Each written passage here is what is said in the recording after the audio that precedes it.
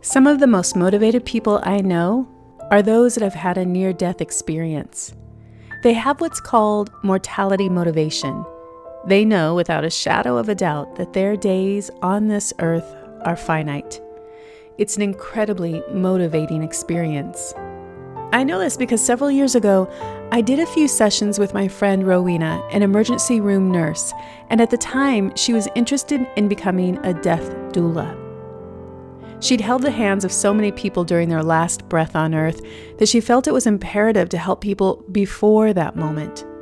She didn't want her clients to get to the end of their life without saying what they wanted to say and without doing the things they wanted to do. She helps people prepare for the end of their life so they can live out their lives to the fullest. One pivotal exercise she had me do was to imagine my death. With a viewpoint of having only hours left to live, she wanted me to imagine who I wanted to come visit me. What did I want to tell them? And what did I want to hear from them? It was a deeply moving experience. I realized that I don't want to hold on to the words "I love you." I want to sprinkle those words on the hearts of those around me like chocolate chips on pancakes. They don't even have to be saved for an intimate partner because every person I envisioned coming to see me, I loved for so many different reasons. And what I wanted to hear from the people I invited into my room at my deathbed was that I made an impact on their lives, that I mattered to them. I made a profound shift that day in the way I show up and express my appreciation for others. It's clear through imagining my death, these things are important to me. Rowena also asked me to think about what, if anything, I would regret if I was on my deathbed and I hadn't done. Immediately, I thought about a long-held desire to find my birth mother. I was adopted in California, a closed adoption state, which means my records are sealed and can only be released through prior approval from the birth mother. Well, there's no such approval in my file. But knowing this was my regret, it became important that I do something about it. And so I hired a private investigator who specializes in finding birth parents and lost connections. I also went to a psychic who was pretty sure I would find her but felt no energy around my meeting her. Within 3 months, the private investigator found my birth mother's name and contact information.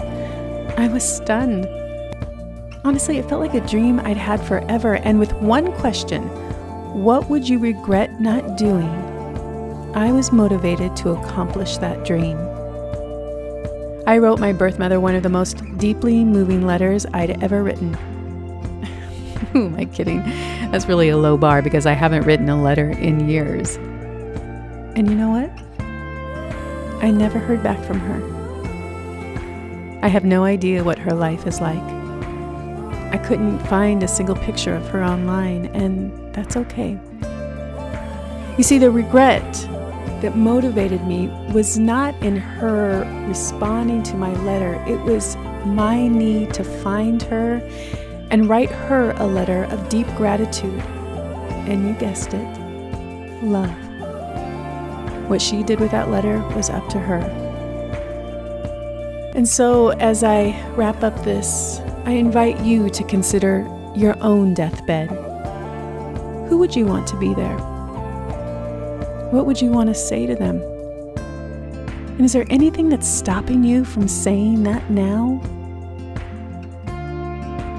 And what would you regret not doing if the end of your life came sooner than you think? What's stopping you from doing that now? What can you do to allow yourself to put your excuses aside and start moving in that direction now? Because, my dear friend, when we're not conscious of death, we can't fully embrace the gift of life.